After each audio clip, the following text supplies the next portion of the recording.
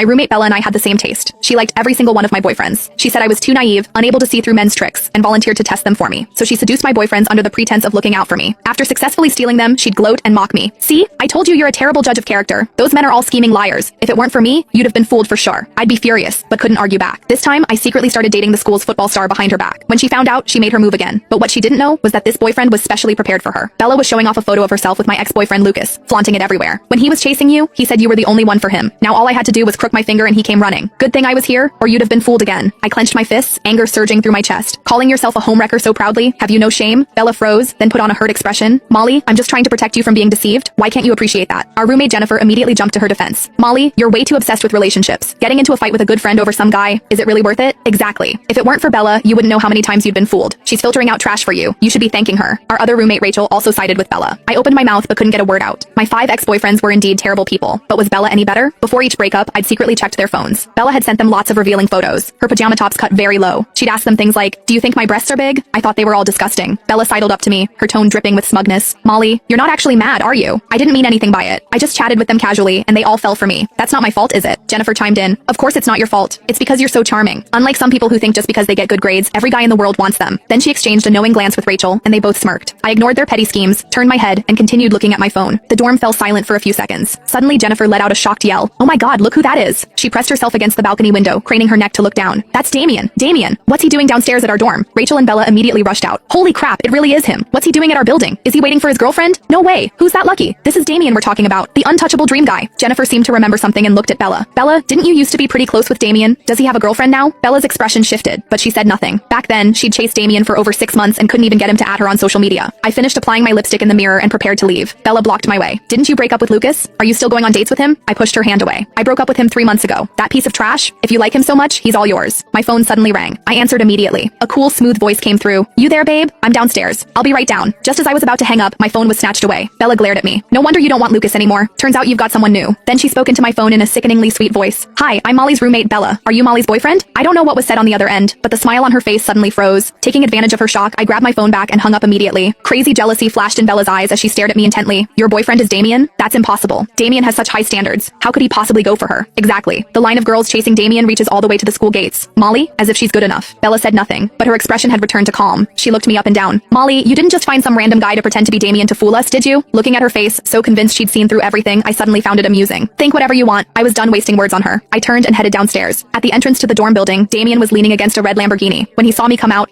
scattered sunlight fell on Damien. He really was handsome.